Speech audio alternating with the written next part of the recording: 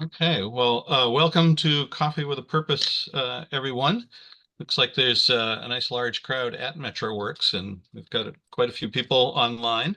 Our topic today is the proposed or potential, because it hasn't been voted on yet, operating budget override for the town. And we've got kind of two sets of guests. We've got Jamie Errickson from the town to kind of present the budget overview picture, which could not be more hot off the press. That's giving rise to the perceived need for this override. And then we've got multiple speakers, I believe, from the citizen group Vote for Natick's Future. I have the right name for that, who are proponents or understand that the override does need to happen. And so we're going to have Jamie give us some facts and have the Vote for Natick Future folks speak, and then we'll just open it up for discussion. I was not able to find kind of an organized speaker or citizen group that's opposed, although as we've seen in social media and other circles, there certainly are a lot of people in town that have major concerns about this. So I'm hoping for a good, fruitful discussion here. And we always start with our usual custom of introducing ourselves, particularly so that our principal speakers know kind of who's in the room. So let's start with MetroWorks. Martin, who have you got there? Oh, we got a lot of people. Okay, well, Yeah. let's start with Judy, and she's on one edge of the room. Hey there, I'm Judy Dixon. I'm about a 30-year resident, and I have worked in nonprofit. I have also worked for the school department, the rec department. I'm currently the housing equity advocate for Family Promise Metro West. Longtime member of First Congregational Church, and have been involved with both Spark and Path for Adaptive Opportunities as their fundraising marathon runners in various years, and then also have joined in to support those organizations. Image involved with various activities around town. Most significant currently is the Community Preservation Committee. I'm Donna McKenzie. I'm an educator, also trained as college chaplain, and I'm back in Natick, where I came to take care of my parents full time when they were dying, and love this town. Oh, sorry. I just you got your, you could have I think I'm good. okay. Okay. Maybe Someone's got to mute. The speaker. There we go. Yes, we got a lot of laptops in this room. Yeah. I'm gonna make sure they're unmuted. Sure. Jamie Errickson, current town administrator, but I say current just because of my role at the town has changed through the years. So I guess current lead town administrator. I started with the town about coming up on 9-10 years ago as the community and economic development director. Did that for 4 years. Did what I call a year sabbatical. Everyone worked for a state agency and came back as deputy TA and now TA. And I'm here to talk about the override and just keep it factual. In my role as TA as a paid staff person, I cannot advocate for or against. So I'm really here to provide just the information.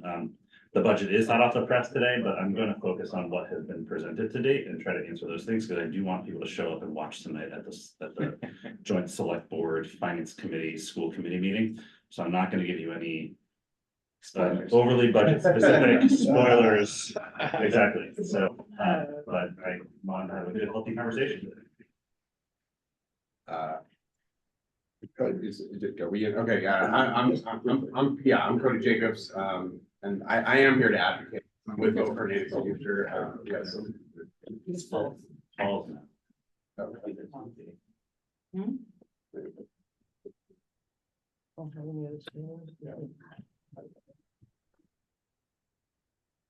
I am here to advocate, and I'm with Vote for Natick's Future, which is a citizen advocacy group working on promoting a possible override. I'm also on the finance committee, so I appreciate there not being spoilers. So tonight's at least a little bit exciting still. Yeah, looking forward to the discussion. I'm Karen Adelman-Foster. Thank you so much for having us. And I'm here on behalf of Vote for Natick's Future as well. And Cody and I are able to advocate and we and I've been on the select board, I've been on school committee, and I believe strongly that we need this override on ballot and that we need to vote yes on it. I'm Cindy Bates, 5-year resident of Natick, trail steward and keep Natick beautiful, helper, supporter, and that's about it. That's fine. Martin Kessel, also a lot of roles, Open Space Committee, town meeting member, and co-host of Coffee with a Purpose. I'm Kathleen Donovan. I'm 34-year resident of Natick on the library board of trustees, and I volunteer with Keep Natick Beautiful. And hi, I'm Emily Warmington. I am a 5-year resident of Natick. I'm on town meeting and I'm also the treasurer of Vote for Natick's Future. And that's it for Metro Works. Great. Excuse me, quite a full room. And then Yeah. just going around the Zoom windows, glad to see Elaine is here. Elaine, you want to introduce yourself? Actually not on camera right now. Let's move along. I see Heather from the Natick Center Cultural District. Heather? Hi, I'm Heather Rockwood. I am the new executive director of the Natick Center Cultural District, and this is my first time at Coffee with a Purpose. So thank you for having me. Great. Good to see you, Heather. Polly? Hi, Paul Carew. I work for the town of Natick. I'm the Veteran Service Director, and I belong to a good number of different committees in town. And I'm in Cody Jacobs' corner. Whatever he thinks, I'm behind him 100%. Thanks, Paul. Carrie? I about 21 plus year resident of Natick, volunteer for a whole bunch of different organizations, and I'm just one of the usual crowd that shuffles in oftentimes on Mondays. You start playing the piano too. Thanks. Rick? Yes, Rick Devereaux, in Natick, 7 years now, this month, and love it. Got a little active, help out some with KNB and Eco Natick, and doing organizing, not leading, not moderating, nothing, but just organizing candidate forums, which will take place for the school committee on March 4th and the select board on March 13th. I think I have those dates right in my head, but anyway, they're right on paper. So if you're here listening and you have to be a candidate, then look at the paper. Don't ever listen to me. Thanks, Rick. Carol? Good morning. I'm Carol Berkowitz. I've lived in Natick over 50 years and love this town. So I want to hear more about what you have to offer this morning. Great. Thanks, Carol. And then we also have Carol Gloff. Carol, you want to come off mute? Hi, I'm Carol Gloff. I've lived in Natick for a little over 32 years. I've been involved in a variety of things, finance committee, select board. I'm currently a library trustee, and I found a home when I moved to Natick, and I was very fortunate. I didn't know anyone in Natick when I moved here, and I was really, really fortunate to have chosen to buy a house in this community. So thanks, everyone. Thanks, Carol. Pat? Good morning. Pat Conaway, Keep Natick Beautiful. Been here about 53 years. Thanks, Pat. Janji? Good morning on this beautiful white winter morning, and it looks like still we have winter ahead of us. So my name is Janji Monar, and I'm a Natick resident for more than 25 years. And I love this community, and I would like to follow what's happening here, and where I can support or I could support any activity or give my help. Thanks, Janji. Bruce? Good morning, everyone. It's good to hear about everybody loving Natick, because that's why we're all here. I'm on the Natick Select Board, but I can neither confirm nor deny that there'll be an override. But, we will be talking about it in depth. Every time there's a public forum, I do want to attend just to hear what people's thoughts are. We are elected by the people. This will be put to the voters to decide what they want to do if it gets voted to be put on the ballot. Thanks, Bruce. Cheryl Brown. Come off mute, Cheryl. Hi, I'm Cheryl Brown. I'm a lifelong resident of Natick and a retired teacher on a fixed income. So I want to hear if there's really a need for an override. Awesome. Good to have you with us, Cheryl. Brinley. Good morning, Brinley Vickers, a 25-year resident of Natick. I'm here with my husband today, so the picture is fully representative. Greg Richard, he's been here for well over 50 years. We're both town meeting members, and I've been involved in many other things in the town. Love my town. Thanks for being here today. Thanks, Brinley. Chris Gentry. Yep. Good morning, everyone. I'm Chris Gentry, and I've been in Natick for about 25 years, although I'm currently in Utah. So it's about 7 o'clock in the morning right now for me. So, but this is a really important discussion. So I just wanted to make sure that I was here for it. Thanks for being here. Thanks, Chris. Sally. Sally Hopkins might be away from the computer. Pat's sister. Jamin Patel. Hi, good morning, everyone. My name is Jamin Patel. I'm a 20-year resident of Natick. I'm also a candidate for town meeting and school committee. Thanks, Jamin. Catherine Coughlin. Hi, Catherine Coughlin. I'm on the select board. I ditto everything Bruce said in terms of just being here to listen, and town meeting member, longtime volunteer. Thanks. Thanks. Erie. She may be away from the computer, or he. I think that's pretty much everybody. I'm Doug. I moderate this group. Sarah and I have been in town 40-something years. Sarah does the bulk of the volunteer work around here. She's currently on the phone. So glad to have you guys here. So Jamie, let me turn it over to you. With this bigger crowd, we hope to kind of use the raise hand function, and you kind of want to give the floor to first to Jamie and then to folks from Vote for Natick's Future, but then I'll leave it up to you guys to decide whether when you want to take questions or move into discussion. So and if anybody needs to share their screen, they can do that as well. So go ahead, Jamie. Can I just first ask also, timing wise, it's 9:15 right now. Yeah. What's the sort of goal for timing? I'd like to allow as much time for questions and discussion as possible. As you were saying, there's I can just limited information that you'd be providing. Yeah, maybe would 10 minutes or so for you, and another 20 or so for Vote for Natick's Future, and then discussion work for folks. Does that feel at all right? Minutes, actually, yeah, we can probably do 10 for ours. I'll aim for 10 just to get through the basics, and then have as much time for Q&A.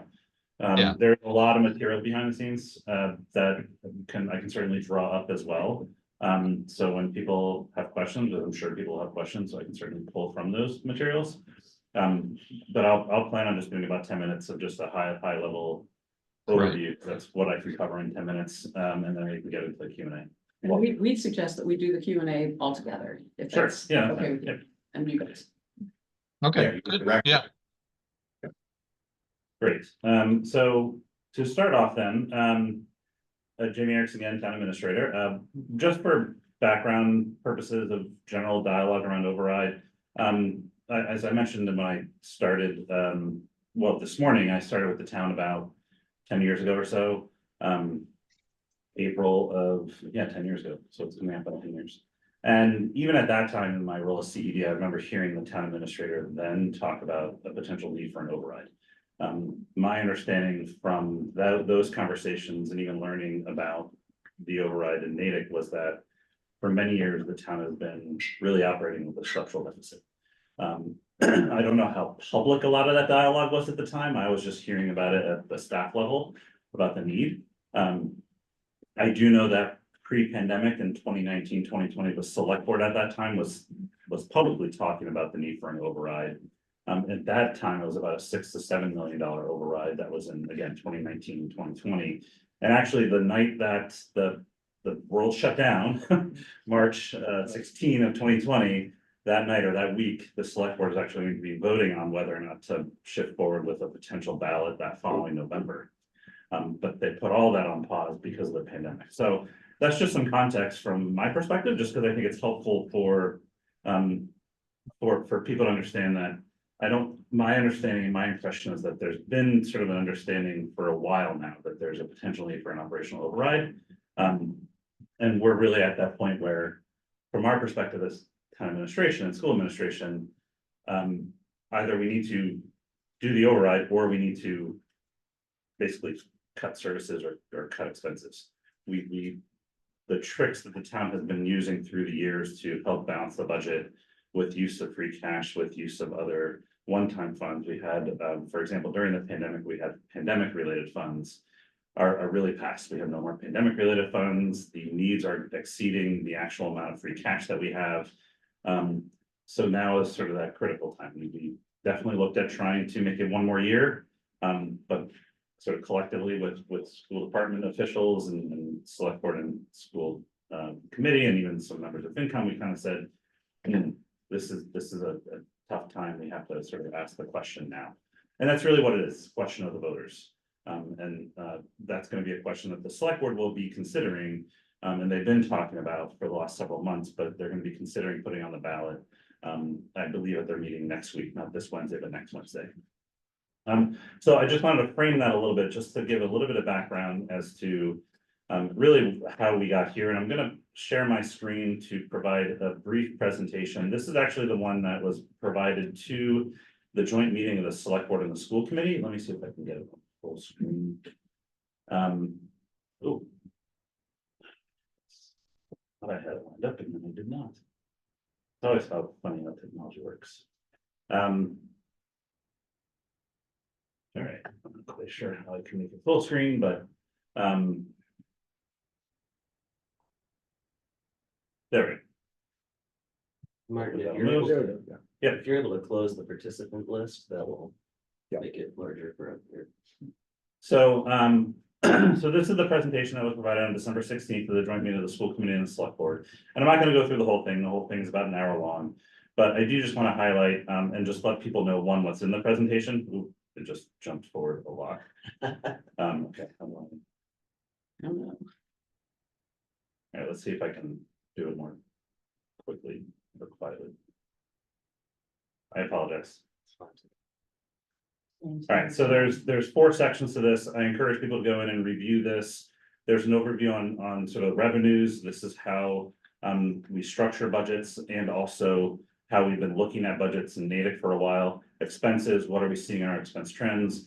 Budget development, so you can see how we've been sort of building the budget, which is, as we all know, released today. And we'll have more information on that later tonight. And then the forecast, what are we looking at moving forward? And that's really where it gets to the need for an override. And I'm not going to read every page. I just want people to see what to expect in the presentation. You know, there's different levels of reliable revenue. Tax levy is one of the most reliable because it's taxes.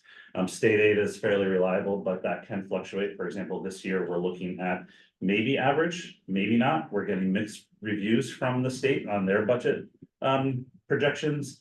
We won't know that until probably even this summer, but we have to budget something. So we're budgeting sort of the average. Local receipts, that's hotels and meals and other like building permit revenues. So those can fluctuate, but they tend to go up. And then one-time revenues, which is the most unreliable, such as free cash, or the last several years, federal aid and things along those lines. Structural deficit, this just shows how we've been looking at it for many, many years. And this goes back even pre-2016, but all these slides started at 2016 level because it's that 10-year look back. And we've had a smaller deficit pre-COVID, and then you can see between 2020 and 2021, it really get bigger. We do relate that to the pandemic and increase in costs, increase in inflation, other things that we had to bring in-house. Sort of, for example, on the school side, they had a lot more needs in the students. So these are very much needed services in the opinion of school and town administration. but it's led to where we are today with sort of the structural deficit. And then this just shows sort of the inverse, how the trends then reverse. So when all revenues are taken into account, which include free cash, we can balance the budget. You can see that in this trend, but then obviously in 25 and 26, this is where you get where we can no longer do that. And that's when basically the expected costs are now exceeding, even with free cash, all of our revenues. And that's why we're at a point where we need to ask for an override. And I'll get more detail later on in the presentation. I'm just trying to make sure that you see some of these basics so you can start to read this presentation a little more clearly. This is just, again, historic use of one-time funds. You can see the spikes during the pandemic between 2021 and to today. It has been more reliable in part because of the pandemic, but it was even there pre-pandemic. This is just another use of free cash. Free cash is those one-time certified funds at the end of the year that are primarily term backs, but also when we conservatively budget, for example, local receipts, the delta gets impacted or impacts the free cash. If we're over budget, then that's negative. If we're under budget, that's a positive. Stabilization funds. There's a lot of talk about stabilization funds. Why can't we use these? We do have about $7.7 million in our stabilization accounts. The criteria is very clearly set out by town meeting that they can only be used for unforeseen and catastrophic emergencies or sustained economic downturn associated with loss of revenue. We don't see these as those, and I don't feel that I have the authority, because I'm not town meeting. Town meeting has to have that authority to recommend the use of free cash. So that's just an important, or sorry, stabilization funds. These are really those rainy day funds. We use them heavily during the pandemic. Their balances are actually not near where they were pre-pandemic. So we're still working on rebuilding them. They're right at or just below target levels, which are percentages of our overall budget. So we still need to invest in these even in the years moving forward. But these are really for what we're seeing now, because it's a structural deficit. It's neither of those criteria that were set by town meeting, actually voted on by town meeting. We don't have the, I don't feel as town administration, we have really the ability to utilize these funds for the purposes of balancing our budget. So why do we need an override? These are just some historic trends on spending since 2016. You can see year-over-year growth for the town is roughly 3.5%. Year-over-year growth for shared services, that's healthcare, debt service. Our facilities department is in there because it's a shared department with the school department, is around 4%. A big driver of that is health insurance and debt service. And then year-over-year growth from 2016 to today for the school department is 5.8% roughly. And then you can see those trends, 10-year growth trends as well. So on average, local receipts, which are taxes, which is we're capped at 2.5% plus new growth. So on average, we have about a 3 to 3.5% increase in taxes. So when we exceed that on our spending, we have to figure out where that other revenue comes. And that's when we get into the challenge. And it's not unique to Natick. A lot of communities deal with this. It's Prop 2.5 at the state level that sort of limits that. So that's why every so often you're going to find that and most communities are asking for types of operational overrides. This is about inflation and the impact of inflation during the pandemic on our expenses and healthcare and other costs. Town operational efficiency. A lot of discussion has talked around what have we done so far, and I'll have some slides in here from the school side. On the town side, over the last several years, we've looked at our fees. We've increased our revenues from building permit fees and ambulance fees. You can see pretty significant increase on the building permit. We've also really tackled grants and program funding to help non-town funding, such as the Benham grant for the HVAC system there. That is the work of our sustainability department and sustainability manager. We've also looked at trying to improve our efficiencies through right sizing our departments over the last 4 years. And even though we've had some increase in staffing, we've also removed some staffing or repurposed some resources to put towards really how can we accomplish the same, if not more, with the same amount of staff on the town side. And then we looked at other ways to increase revenues, such as through zoning amendments that has been leading to some new growth, which is additional revenue.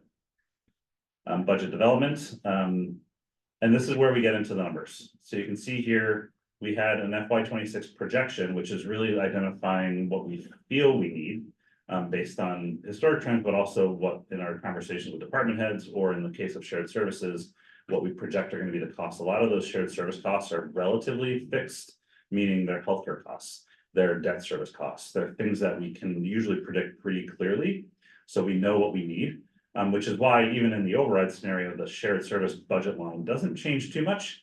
But the town and the schools do. This is just the town because there's a separate school slide that I'll get to in a second. But basically what this is showing is that we have budget cuts, we have additional cuts. These will lead to, for example, the equivalent of about 6.5 to 7 positions being reduced from our budget. And when it says delayed initiative, these are new initiatives that really lead to efficiencies and cost savings down the road. Debt service savings, we're gonna do different borrowing, and we're also basically gonna, with no override, not have a capital program by and large, and I'll get to that in a little bit as to what that actually means. And then other reduction of operational costs to the tune of $500,000 to $600,000. On the school side, they've done a number of things over the last couple of years as well. One thing coming out of the pandemic is that they did have an increase in costs because of pandemic related impacts. So they've been working diligently, and I give full credit to the school team on ways that they can, even in the last couple of years, reduce some of those other expenses, such as reducing some positions even this current fiscal year. And then with no override, their scenario is actually a pretty sizable reduction of 35 to 40 positions, or 2.8 million. Interestingly, the 2.8 million and then the town's 1.6 million-ish, and I say ish just because it's 1.62, that actually represents the percentage that the school and the town as part of the budget, meaning schools are about 65 to 70% of our budget when you take into account their portion of the shared services. Town is about 35 to 40%, and I say those ranges because it kind of depends on healthcare costs and some of the other shared service costs. And that can fluctuate even annually because people come off plans, people come on plans, and things along those lines. But the 2.8 versus the 1.6, it's about proportional. It's 60% school reduction, 40% town reduction. And I think that's important because we are trying to be true to this being a true town need.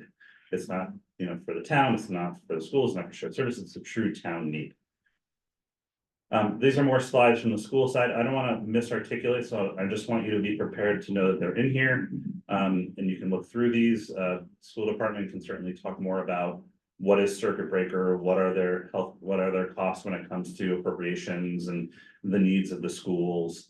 I'm not going to pretend to be a superintendent or a finance person in the school department, so I'm going to skip over these. But the bulk of it is basically, and here's where you see those numbers lining up. The FY26 budget, which is assuming no override, that's how we build our budget. We're going to assume no override versus budget with override. So you can see even with no override, the schools will be going from an FY25 budget of roughly 87 million to a budget of 92.7 million, a rough 6.29% increase. The town would actually have a decrease of $570,000 or minus 1.21% with no override. And then the shared services is because those are the fixed costs that I talked about, it's a 3.61% increase. With an override, this is where the town actually can get a 1% increase. The schools get an additional 3.2% at 9.4% increase. And the shared services is relatively the same. As I mentioned, those are a lot of those fixed costs, so it doesn't fluctuate that much. The fluctuation actually is really because of staffing. So if there's no override, you have less staff, which means you have less healthcare costs.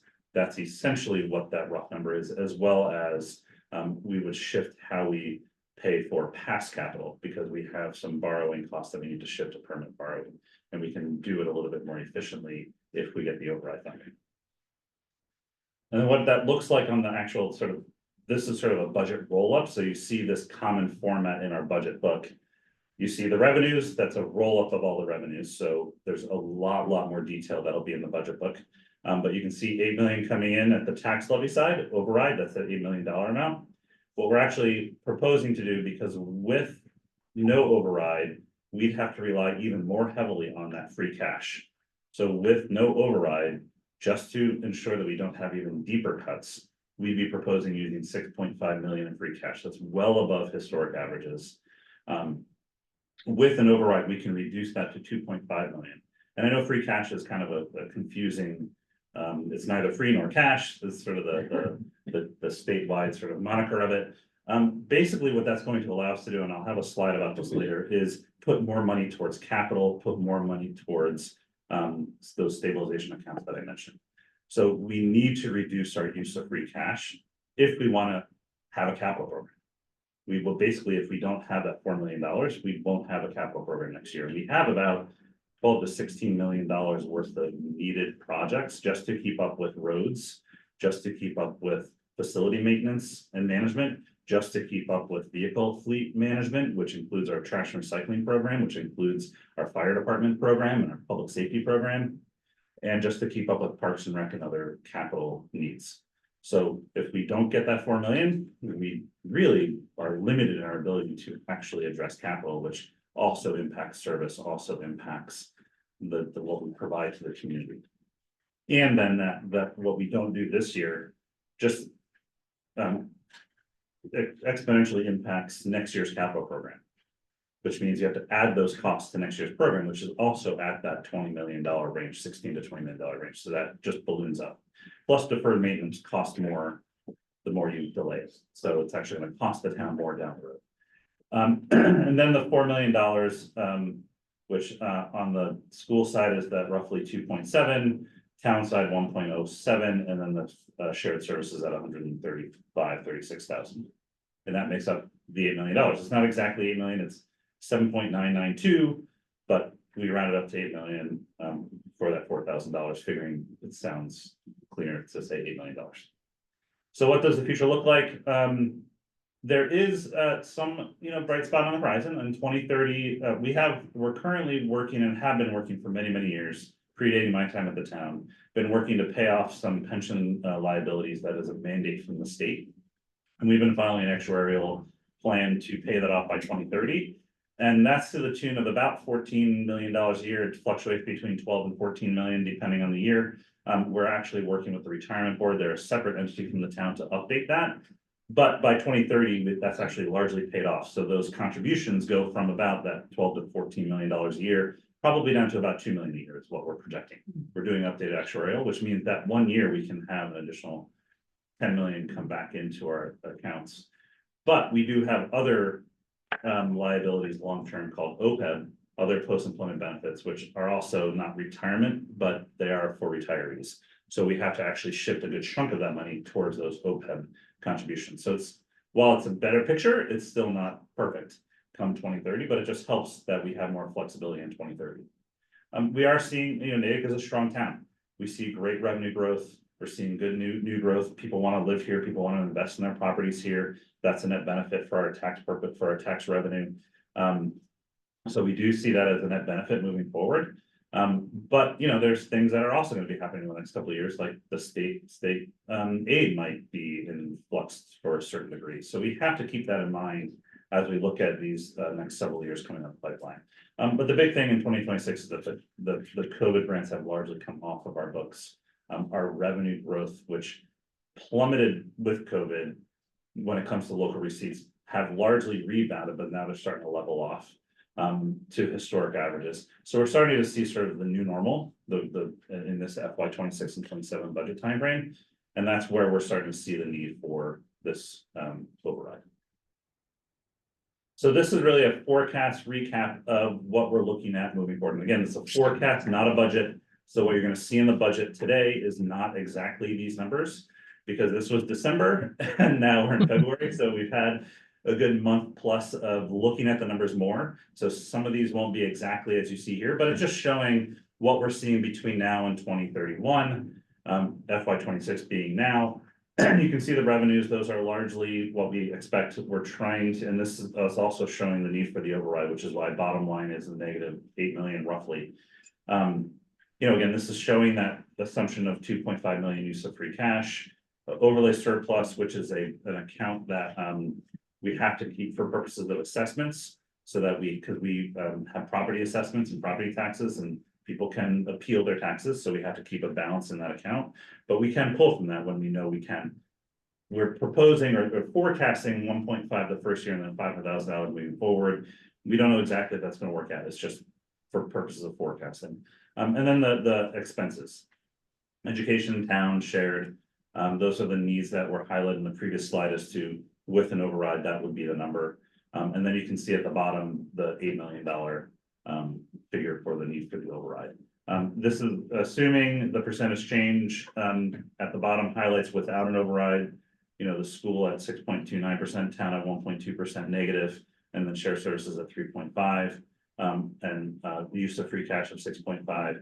And then you can shift those numbers into the columns to see that $8 million figure. There, I'm running through this fairly quickly. I can go back to any of these slides. And this is just what the impact would be.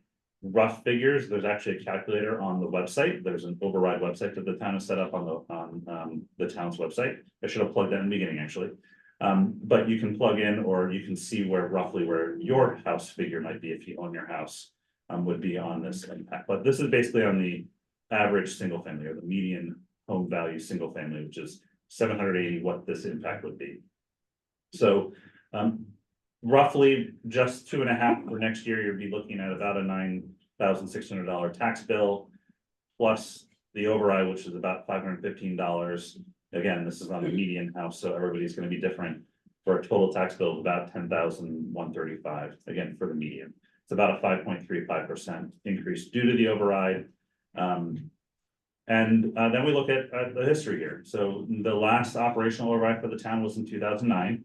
It was 3.9 million at that time. It was about a 3.88% of the overall operating budget. This proposed 8 million is about 4.03%. So it's in line with that. Similar 4% rough increase. And you can see the history of overrides in Massachusetts. That's not Natick, that's all overrides in Massachusetts. They ebb and flow, they kind of ebb and flow with sort of, and we actually have seen a number of them of overrides recently. These are the recent top 10 dollar amounts, not, and a lot of them have happened in the last year or two. So there's a lot of 2024, 2025. And then so the win-loss, that's actually not our terminology, that's the terminology of the state, that's how they use it. But when you pull the information, and all of this is on the Division of Local Service website, you can pull all of this. They have the full history of overrides. And we just put it in here to show where the Natick one would sit, about $8 million, about 4% of our total operating budget. It's, you know, relatively in line with some of the ones. Some are higher, 10% North Reading that actually failed, 7.6% in Winchester that passed, to Arlington at 7 million in 2025. Some of these communities have overrides more regularly or more often. I think Arlington actually has one every 3 to 5 years, is my understanding in talking to Arlington folks. Some are like Natick, where we don't have them as often. You know, my understanding is the 09 override was actually supposed to only last about 3 to 5 years, and we're at year 15 of that, 16. So the fact that it went 3 times what was projected, I think is a testament to the strength of the town, the strength of how the town used its finances, how creative we were. But we're really at a point where we've lost all those opportunities for being creative, and that's where we are hitting this $8 million.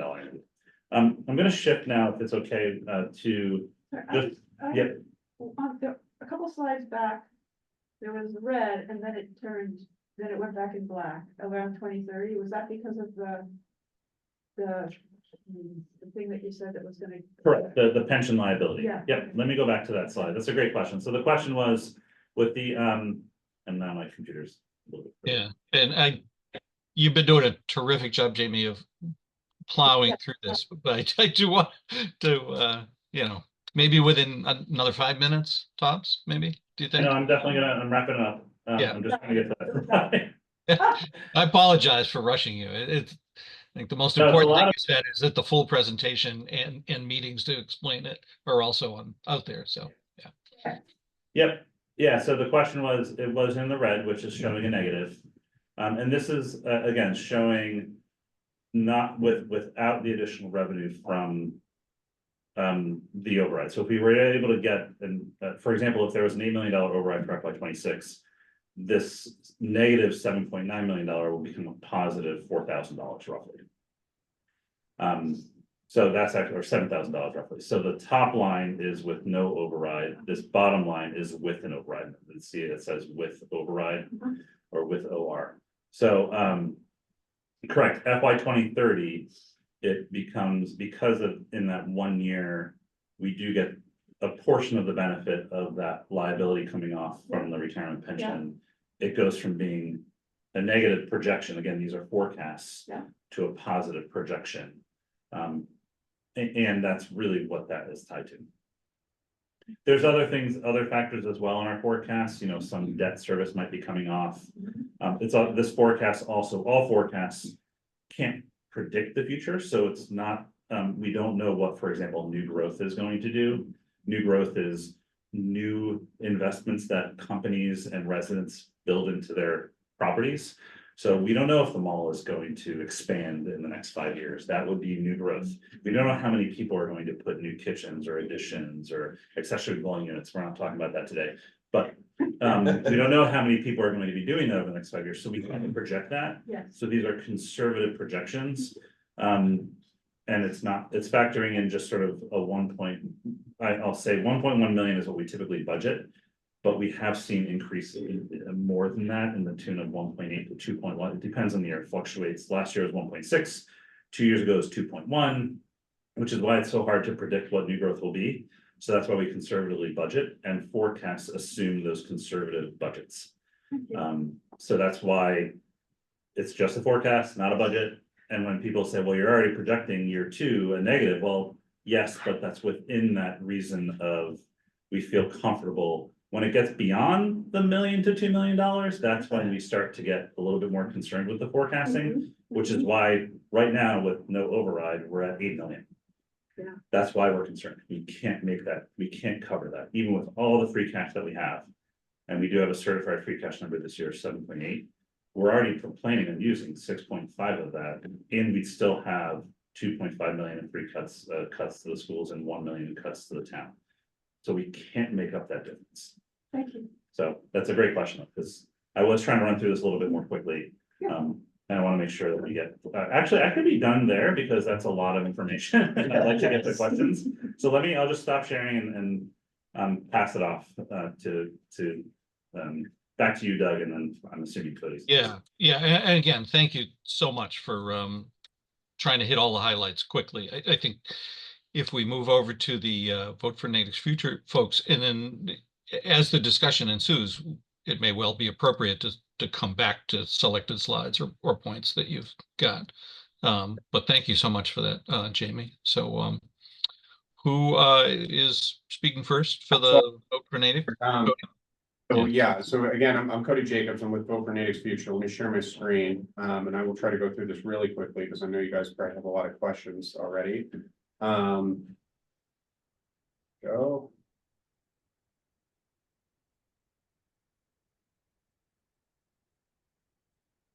Are these slides at your website as well? They're not posted on the website, but we Okay. were going to share them after the presentation through your email, if that works. That's great, thank you. Let me just like fix that. It's not PowerPoint, that's- Yeah, it's not PowerPoint. That's the thing I It know. could be under view. Maybe under slide, maybe? No. Oh, view, right. Slideshow. Slideshow. There, second. Near the Yeah, top. right there. Right, cool, thank you.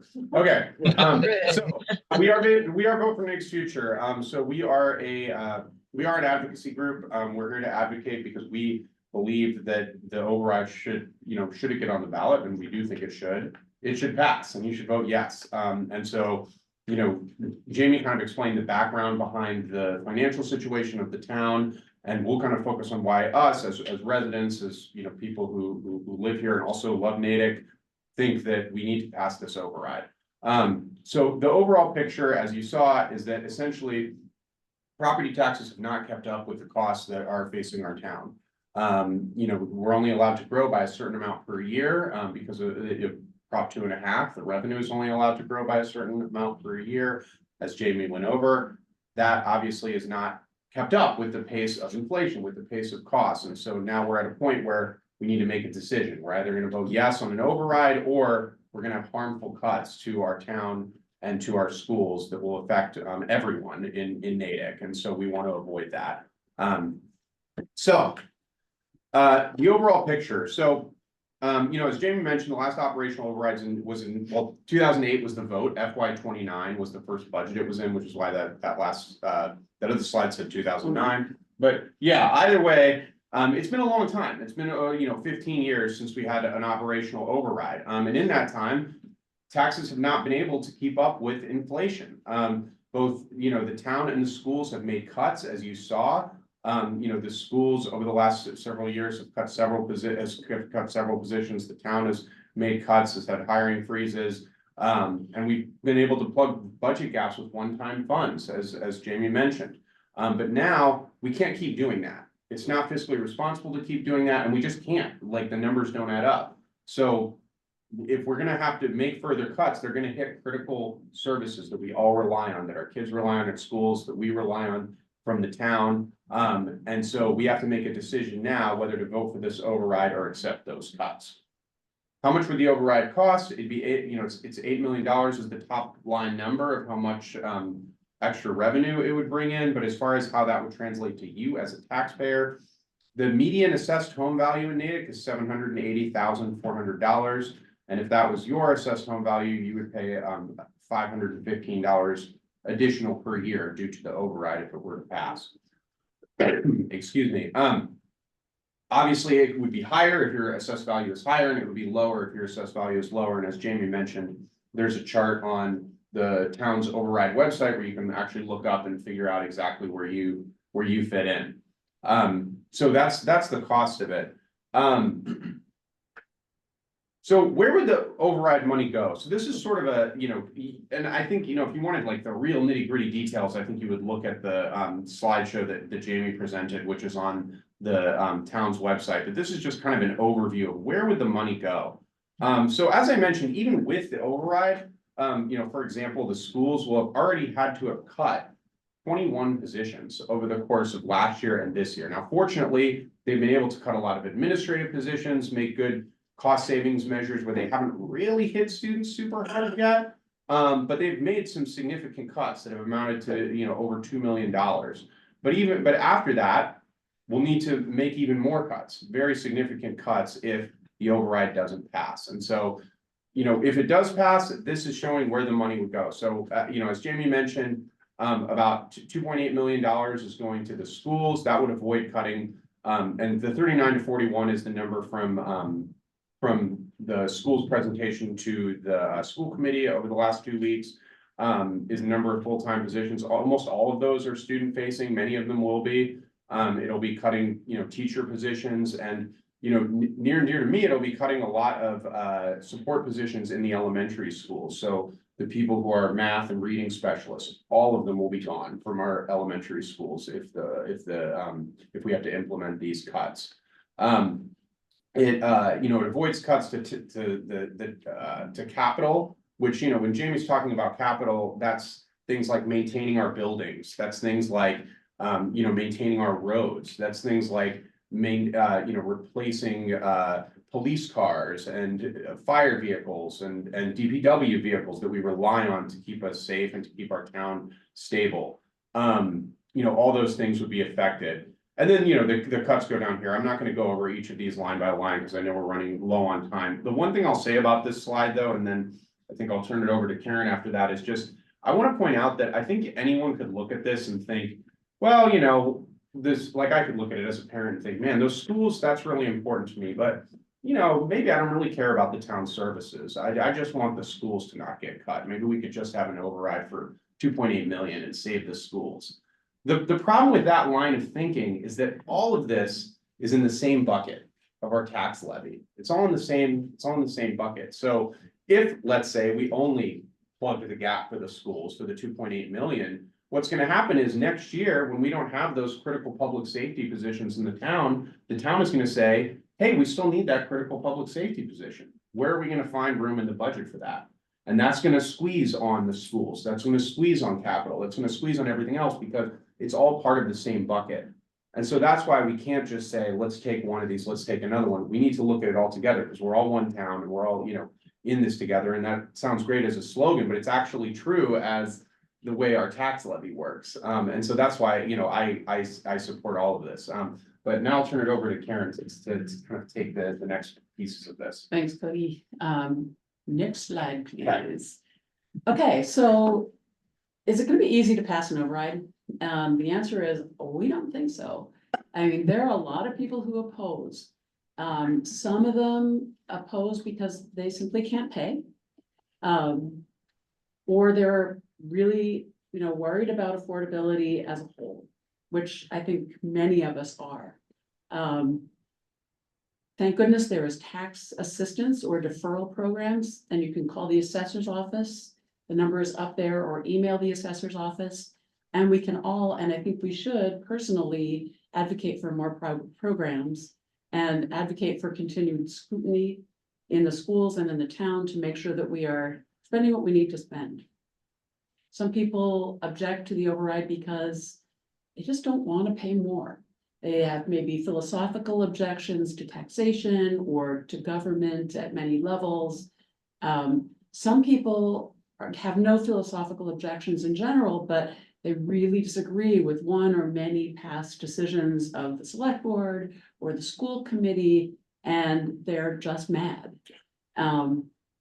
Some people think that the override is way too low, and they're quite worried that there will be and have been substantial cuts, many of them in the schools, many of them are parents, that even with an override, those cuts would happen and have happened, and that fees would be so high that it would be difficult for some families to afford. Some people think the override is way too low, and that, that it's way too high, that the town hasn't made enough cuts, that the schools haven't made enough cuts, that they've increased it too high a rate, and that they're keeping fees too low. And some people just aren't familiar with town government, and they don't know this is happening. We're very early in the outreach process. The budget even hasn't been announced yet. The select board hasn't actually formally put this on the ballot, and there are very few sources of local news. I mean, there are some, thank goodness, but it's hard for everybody to hear what's going on at the local level. So these are all challenges that we have to, making sure that this override is on the ballot and that it passes. And we don't minimize any of these objections. They're real. They are deeply held by a lot of people. They really affect people. And our answer to this is really that every person is going to have to balance these objections with the real cost of no override. And that has pretty severe costs that everyone's going to have to balance.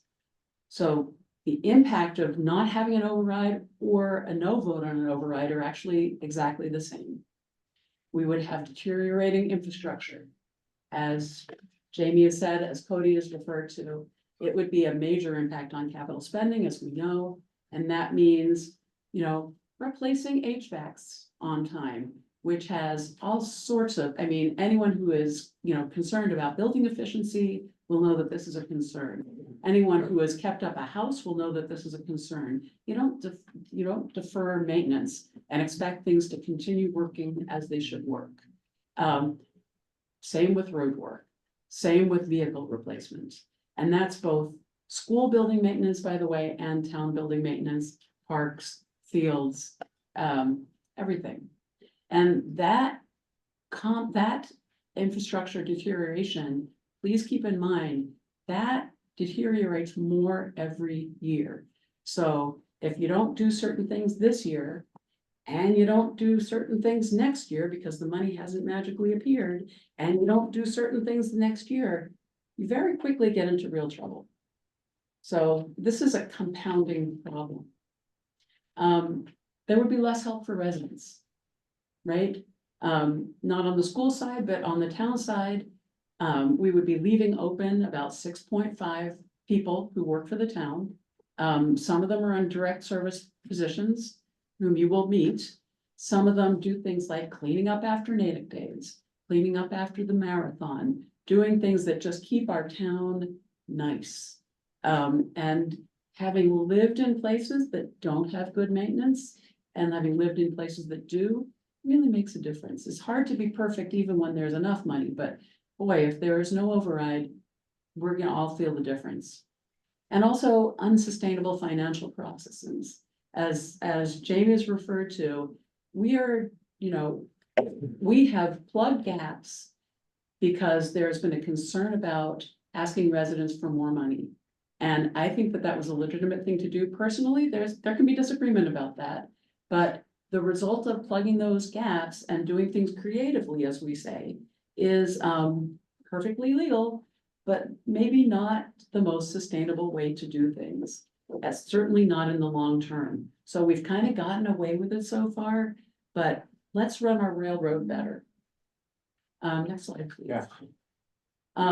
And the impact on no override on students, I can say because my kids are up and out, that still concerns me an awful lot. You know, as has been said before, we're talking about the schools already having cut $2 million over fiscal year 25 and 26. That's a lot of money. And you may look at the budgets and say, yeah, but there's budgets have still gone up. But the level of services has gone down because the cost of services has gone up enough so that even cutting $2 million is leaving them with fewer services that they can offer. If there is no override, we're talking about eliminating educator positions. These aren't like obscure secretarial or administrative positions in places that no one will notice. This is people who are in the classroom. The formal name for them is interventionists. They didn't have those when my kids were in school, but they're the people who help kids read and do math and prevent them from needing even more profound and expensive help, frankly. And also some classroom teachers. They're going to be larger class sizes, less student access to personalized learning, fewer course options at Natick High. These things are important in the day-to-day learning for the kids who are going to be, like, they're not my kids, but they're the kids who are going to be designing the bridges that I'm going to be driving over. They're going to be the ones who are my doctors as I age. I would like them to be well educated personally. Next slide, please. Fewer curricular resources in the schools also. Schools have to, these days, it's not just a matter of a workbook, but you can't just mimeograph worksheets and hand them out to students as happened in my day. You have to buy licenses for curriculum, and they're just going to have less of those things. The curriculum, the high quality curriculum that they need and that our kids deserve, there's not going to be money for it. There will be higher fees. And as you heard, there will be higher fees with or without an override. Increased bus fees, increased athletic fees, increased field trip fees, and a potential decrease in what can be offered. These things are deeply felt by families. We kind of sometimes think the school families, they've moved in lately, they have so much money, but a lot of them think about the people who have kids in school. These are two parents working for the most part, or one parent trying to hold it together, or one family head holding it together. And it's hard. It's really hard to be a parent these days. And it's not nothing to have an increased bus fee. And schools will also feel the effect of deteriorating buildings. You want your kid being where the air conditioner works and things are kept up. And you want the roads to be okay when you take your kid to school. All these details are going to be released later today, actually, with the budget. Next slide. So why do we need an override? Because of that high cost of no. And what can we do about it? People in the room, you all know this, but every year there is an annual town election where we vote for things like who's going to be on the select board, who's going to be on town meeting. And we will this year, almost certainly, depending on the vote of the select board, also have a question probably, but we don't know for sure, question 1 on the ballot that will allow voters to vote yes, we do want this override to protect our schools and our town from these cuts, or no. Everyone's going to have to look at their conscience and their wallet and their interest in the community. We very much hope that you will vote yes. If you want to learn about how to register to vote, by the way, please call the town clerk. And details are there, and they'll soon be on our website.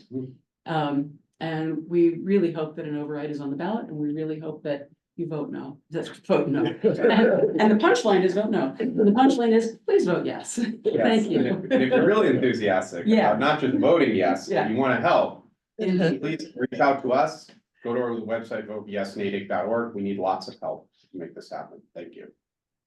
Great. Well, thank you to all of you for those presentations. I'm going to start with a couple of questions, and then I'm sure lots of others have, so please go ahead and raise hands. The question that's occurred to me before, I'm sure there's a good answer for this, is how were the particular set of cuts, if the override were not approved, selected? I mean, certainly the cost of voting no, as you've laid it out, sounds very painful. But would it have to be those exact cuts? Why couldn't other things be cut? And I'll just slide my second question in, which really has nothing to do with it, but to address the issue of, I agree that the override is needed, but I simply can't afford it. I've got limited means.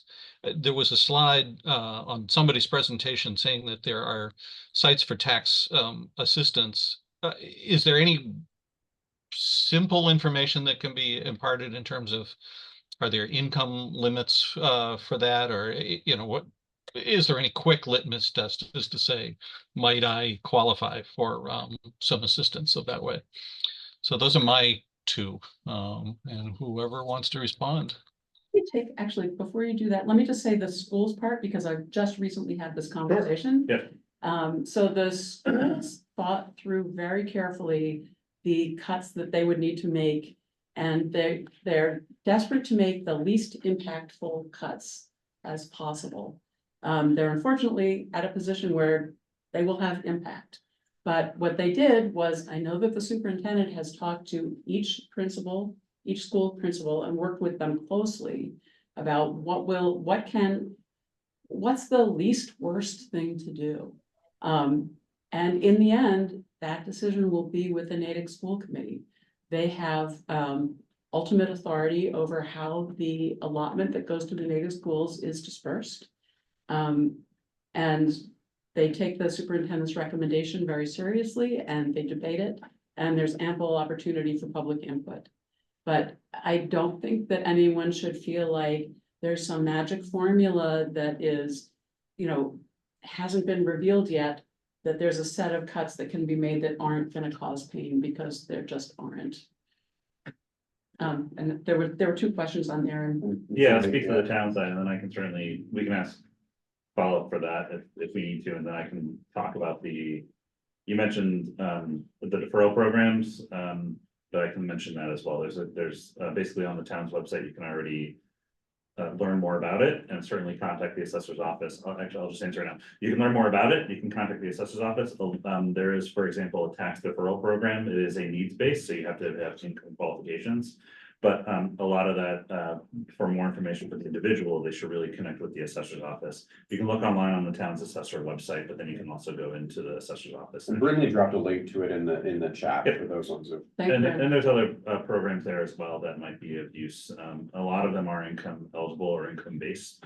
And we also offer through a lot of our other programs, not just tax income eligible programs, but for example, our Rec and Parks Department works closely with the Natick Service Council on providing scholarships or reduced program fees to families in need.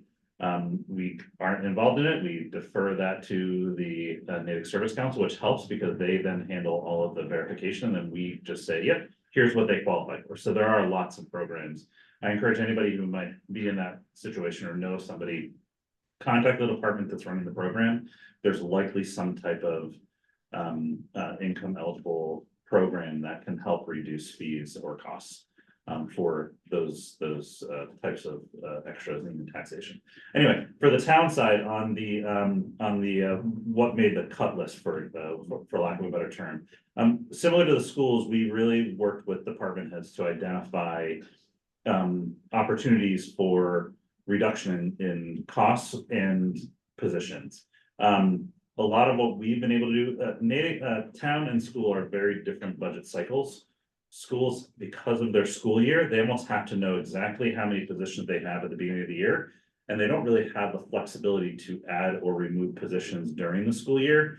And that's just a different way of budgeting. Whereas town, we're a 365 year round. We can be a little bit more flexible. You know, if we have a position open over here at the beginning of the fiscal year, and we find that 6 months in, it gets critical, but we have an open position over here that may be less critical, we can shift those resources a little bit more fluidly. It's just the nature of town budgeting because we're a little bit more year round. And we don't have those finite school year timelines. So for the town side, what we first did was we looked at really what are some existing positions. We've had a quiet hiring freeze for several months now. We had a more formal hiring freeze just in the last month. And we've basically been not filling some of those positions that are still critical, but they're open presently. The last thing I want to do is hire somebody today and then have to lay them off in a month if the override does not. One, it has to get on the ballot, but then does not pass. So we've already had some positions that were open that we chose not to hire for. In our opinion, they're still critical. Firefighters, police officer, DPW, maintenance person and facilities. But we're making do right now without those. We can't make do without those for the long term, but we're making do now while we see what happens with this, with the potential override. And our intent is to then get those filled, should the override pass. And should it not pass, then okay, we're making do with less. That's where we're going to see the long-term impacts to our services. Thanks. I had seen the MetroWorks hand up earlier, but then it went down. Are there questions? Judy, I think, was first and then Diane. This isn't a question adjacent to this conversation. On your slide about sources of revenue for the town, you listed some state funding sources. Do we receive any federal monies directly or funneled through the state or any other entity that we could be at risk of losing in the coming years? Excellent question. So we do receive state aid, as you noted. That is certainly something that we get. We have Chapter 70, which is largely school formula based and then unrestricted. And there's also turn backs that we have to get back to the state. That's not what your question is. Your question is the federal. On the federal side, there are in the school department, there are some federal grants that come through the Federal Department of Education annually. It's about 1 to 1.5 million is my understanding, if not maybe a little bit more, maybe 1.8 million. I can't speak to whether those are, I mean, I would argue anything right now with any new administration at the federal level is subject to change. So it's possible that those could get impacted for sure. A lot of, we have very few, I can't speak for the school directly. I'm aware of those school programs that do get federal aid. On the town side, we have very few positions and critical services that are reliant solely on federal aid, but we do have a lot of needs that we fill with federal aid. So for example, the police and fire department regularly get grants from federal resources for new equipment, for supporting some of their services. So, and those are critical services in our opinion. They're not going to, if we lose those federal funds, it's not as if we're going to not have a police department though. You know, we still have the resources for the police department. It's just we have to figure out how to basically fulfill those equipments and other things. Natick 180, which is our outreach and prevention program for youth and others in the community, not just youth, but for the community. They had historically been using federal grant funds to fund a portion of what they do. We've actually switched that. So it's a little bit more insulated from federal fluctuations to some of the opioid settlement funds that we're receiving now from the drug makers and manufacturers. That'll sustain us for at least 10 years, I think. They have a whole budget projection that I'm working with Katie Sugarman on, which is great. She's fantastic. So we have that insulated, and we are looking at even other ways where we can insulate really all of our programs from any fluctuations in federal aid. But yeah, there will be impacts to our, we're actively tracking that with our local, federal local delegations. So Congressman Clark's office, I'm in regular contact with them to let them know, here's what we have in federal aid. Please let us know if you see any impacts. We did that the last several months we've been doing that. Thank you. And someone else at MetroWorks? It was me. I just had a comment to bolster what you both are saying. And that the schools have already cut $2 million from their budget. And those are not benign cuts. There isn't a lot said about it, but one of the positions cut was the deputy superintendent. And that's important because retaining the superintendent is important. That kind of lack of continuity and leadership can really harm the district. And it's important, I think, to have a deputy superintendent, so there's somebody to cover if the superintendent becomes ill, or we don't want to burn the superintendent out. So I've had concern about that, and I'm about the cheapest person there is at this point. I woke up this morning, it's my parents' anniversary, thinking of the time my father said to me as a 12-year-old, I want you to reupholster the couch. And you have to understand, my father could fix anything, so that was not an unreasonable request from his perspective. So I'm very, very frugal, but I do worry about the deputy superintendent position being gone.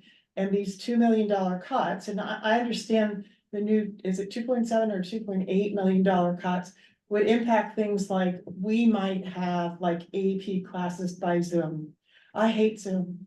Here I am, and I'm not a morning person. I hate Zoom. I think that would not have a good impact on the social skills of our kids to add yet another Zoom component to their lives.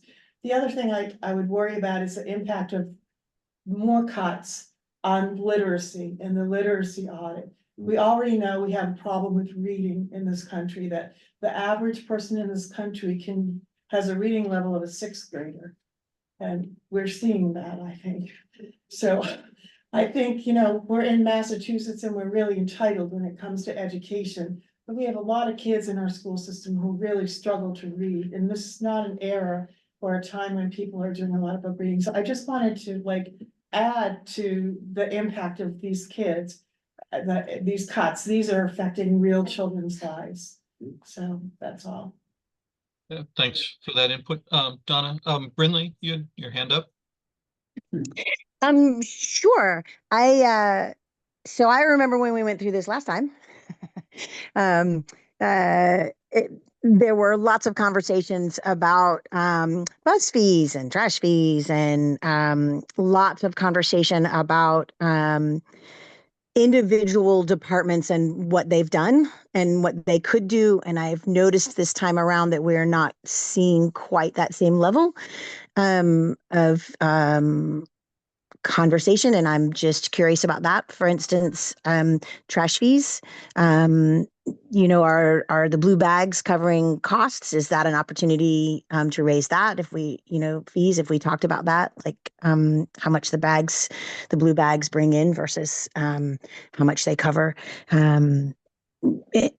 instances like that. And then I do feel like one of parts of the conversation that's missing is people keep saying, oh, we're such an expensive town.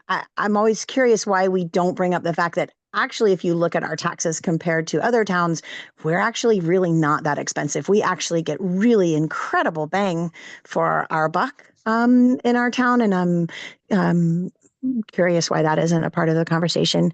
And just one thing I know people ask me a lot about is understanding the difference between a debt exclusion and an override, and understanding that the debt exclusions that we have do come off. We're not always paying for the high school forever. We're only paying for it for as long as it's on there, and then that changes our taxes. Yeah, so I think a lot of that is a Jamie question, because there was actually a slide that I think answers this about the fees on the town side. I would just say briefly, since Dr. Spash isn't here, on the school side, they absolutely are looking at fees, and just to be clear, they're going up regardless. I know this as a parent myself, that they're gonna go up, like our ASAP fee, for example, is going up next year.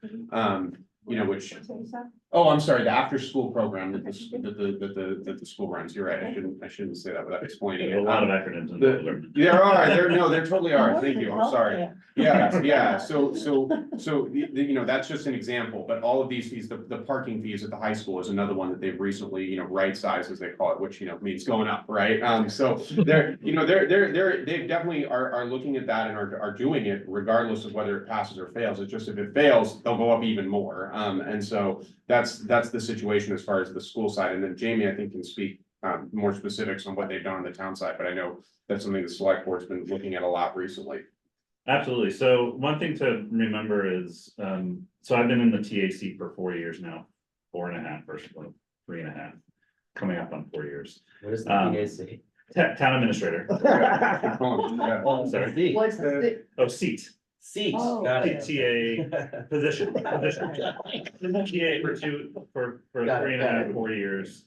The first 2 years, we were still just coming out of the pandemic. We were just all hands on deck on trying to get our buildings back open, our employees healthy, kids back in the schools. We were running vaccination clinics. We were running testing clinics for people who, you know, might not prefer to get vaccinated or even were just vaccinated but still getting sick. Like we were doing a lot those first 2+ years of my time as TA.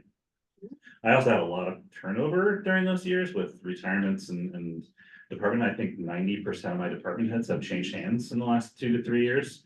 So I've also been the acting facilities director, the acting library director, the acting CED director, the acting CSC director, the acting deputy TA, I feel like I and my deputies have been literally every single department head position, the acting IT director, the acting, like, we've done a lot over the last 3-4 years just to keep our head above water. And we've been able to tackle some key fees. You mentioned trash and recycling, that's our next tackle. We're actually actively reviewing that now with DPW, which also went through transition. We had a DPW director that left, and then we worked with that department and other key people in that department also were shifting. And we needed that capacity to be able to tackle some of these questions. We're looking at the recycle center, we're looking at the trash and recycling fees. We did just recently increase, the select board just recently increased the cost to get the recycled barrels because they weren't keeping up with the actual cost of the barrels. Trash and recycling, the bag costs are our next tackling. We're tackling that next, along with the entire program. The town brought in-house the trash and recycling program, I want to say 15-20 years ago. And we had a study from that time that we based it on. We can now actually do a full look at that based on actuals. So we're going to be actively doing that in the next 3 to 6 to 9 months and coming forward with recommendations to select board. Unfortunately, FY26 is right around the corner. So we need to address that budget issue for FY26. But we have, and the select board has increased, actually the fire chief increased some of the ambulance fees that hadn't been touched in over 10 years. He's doing that actively. Increase our license and permit fees. The select board tackled that 2 years ago. That's led to increased revenue. We're also working with we're part of a healthcare consortium. So we partner with other towns to offer healthcare benefits. That group is actively looking at our healthcare benefits to see if we can have some cost savings there for our members, which could also be the town, but also the employees. And we've actually also the select board signed us up for regional dispatch center. So we're partnering with Framingham on regional dispatch that will have some cost savings. We just won't see those probably for another fiscal year or two. It's not in FY26, unfortunately, but the opportunity only came last year. So we have been actively doing a lot to offset our costs, increase our revenue, and it's just how much capacity can we tackle all of these things when we're also coming out of a pandemic and trying to really normalize our daily work balance as well. And could I just add? I just wanted you guys to know, I asked those questions so you can answer it like that, because I do know that's what's going on. So thank you. And could I also add that a lot of those things haven't been discussed publicly yet because the budget isn't out. So we're still very early in the outreach process. Budget is going to come out. Some of the more department level cuts and impacts are coming out tonight, and then they're going to be coming out over the next several weeks as we talk with the finance committee, as people get to see the budget and see where those cut areas are. And quite frankly, you know, we need to have that budget book out there to have some of those conversations. But even so, and I think there will be a lot of interest in, well, can't we raise this fee? Can't we get rid of this position? I just know, as Jamie was saying, a lot of these things have been examined and continue to be examined. And all the people, both, you know, the professionals and the electeds and the appointeds and all the volunteers and all the people who look at the budget, even, you know, as welcome as that input is, it's very unlikely that those things are going to add up to anywhere near what we need to be able to avoid the impact of no, if there is either no override or there's a no vote on override. So that was my addition. Martin, was there someone else at Metroworks that also wanted to speak? And then I see Paul's also got his hand up. Hi, you talked a lot about reviewing department budgets, and you've obviously got a lot of experience with that personally. My question is, have we considered hiring professional consultants? My professional background is internal audit, so I spent most of my career as an internal auditor with the state of New York and elsewhere. And sometimes there's benefits to having an outside look as well. I know you clearly do that internally, and that's great. But are we doing anything like that, or have you thought about it?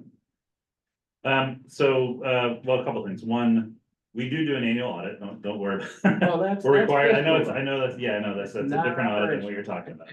But I just don't want people to think Right, we don't right, do an annual audit. That's required by law. We do that annually. And so we actually the last couple of years, we put some additional resources into some of our key department budgets to do just that, to look at our processes, look at how we can be more efficient, primarily in the finance side of things, because that's where we're seeing, the town has increased in population and revenue in a lot of resources over the last 20 years, and our finance team has actually not increased in size at all.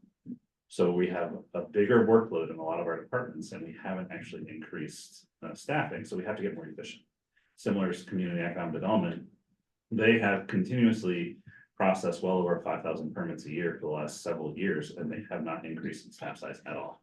So our building inspectors, so we're finding that we're almost naturally doing some of those efficiencies, but the point is, have we looked at internal auditing? On the town side, I've been fortunate and unfortunate to have a lot of new department heads over the last several years that have done an amazing job at doing just that. They're coming in with an outside perspective, they're coming in with their expertise from other areas, and they've been doing a phenomenal job at right sizing their staffing needs and their expense needs to match what really the community has been asking for and needing and wanting. And in some cases, that's led to efficiencies. We've actually been able to reduce some staffing in CED and the Board of Health because we realized that we could do more with less resource, do the same, if not more, with less resource by outsourcing a couple things, or by taking a different approach to tackling some of the. I can't speak for the school department, though. I don't know, and I know they have a brand new superintendent. She's been amazing to work with.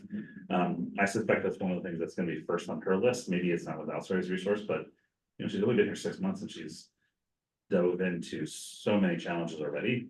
That I know in talking with her, and I suspect she's been articulating as well at the school committee. She wants to do that work. So I suspect that's going to be sort of like first on her list once we get sort of through this fiscal year plan.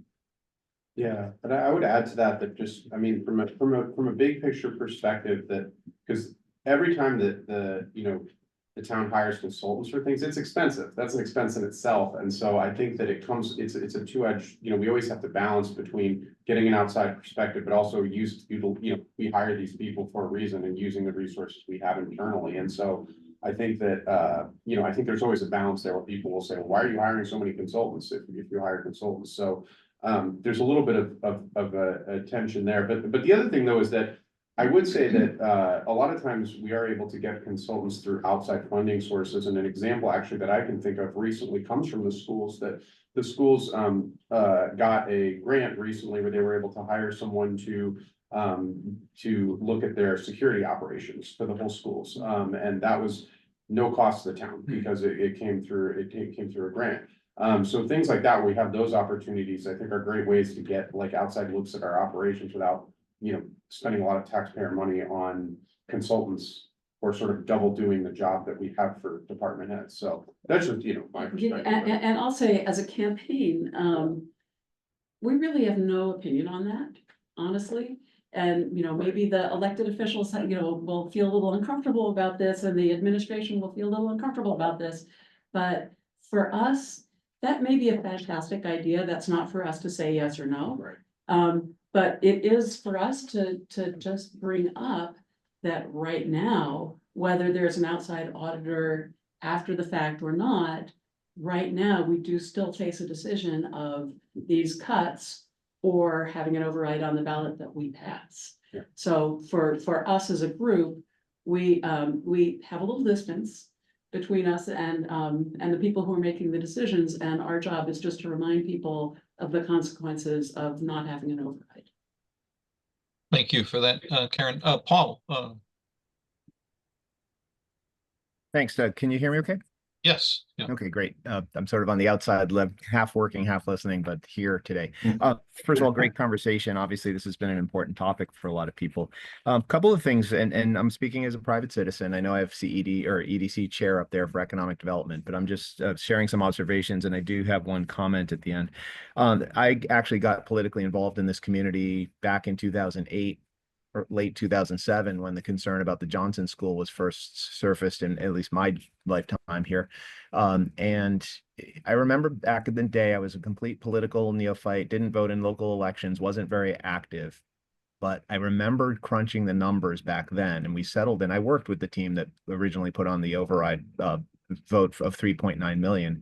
I vividly remember calculating it needed to be $5.5 to $6 million to actually achieve what the town needed to achieve, both on the school and the town side. That was my politics 101. Some people on this call might remember that. I think you were in the room or actually might have said it to me, saying that will never pass the voters, and it's better to get something than to go for everything and get nothing.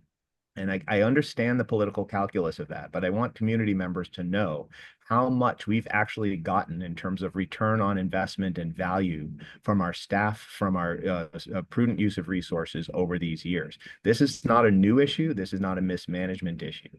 This is an economic issue and a hard reality. So that's one thing. Number two, Jamie had mentioned one of the departments, the Community and Economic Development Department, processing all those permits. We have a new CED director. They're fully staffed, but they're understaffed. And we've chronically understaffed this. That was actually, the committee I sit on was a result of committees that were designed to enhance our revenues and reduce our expenses after the last override.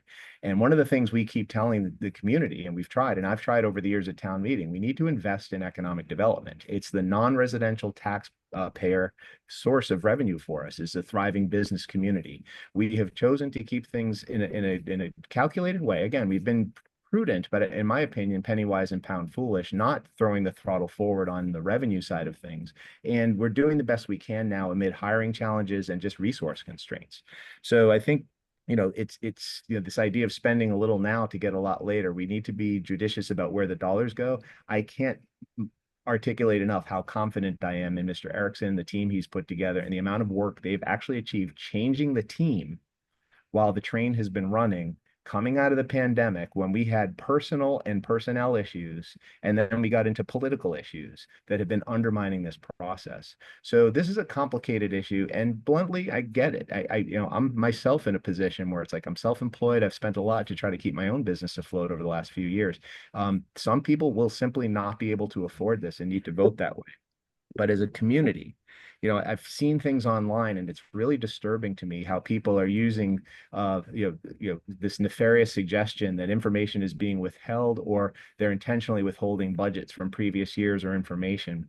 As I said, we've benefited from the people that we have, and don't forget, both the school department and the town have had interim chief executives before hiring our current permanent ones.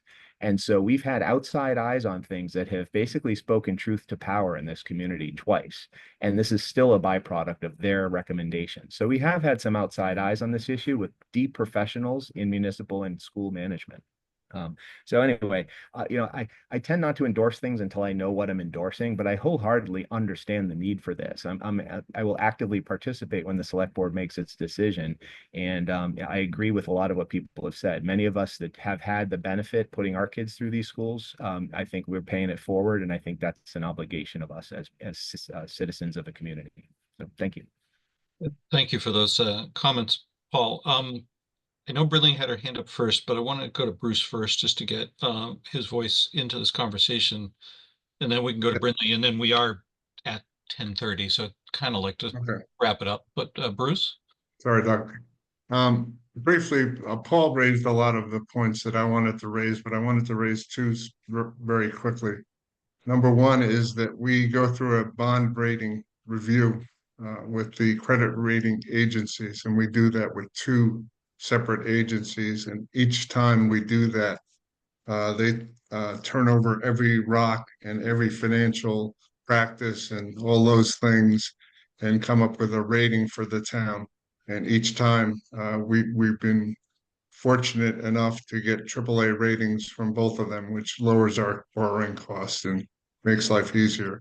Second thing is that we have a select board appointed audit advisory committee that has recently hired a new auditor. And so they will be doing more work, again, scrutinizing our internal operations and figuring out, are there things that are done well, could be done better, et cetera. But that's it in a nutshell. Thank you, Bruce. Brindley, do you have a final Yeah, question or I comment? can just, actually, I was just gonna say a couple things that Paul said, so I'll just say them in my way. One is that I pay pretty close attention to school committee and have for many, many years. And I can say that the interim superintendent that we had last year and the new financial head for the schools really have done an amazing job. Like, paying attention to what they've done. And now that we have Dr. Spash, she is also, she has a background in financial literacy. She is bringing so much to the table for this. And I really do believe they are doing and have been doing since last year everything that they can to make the schools more efficient and cost conscientious.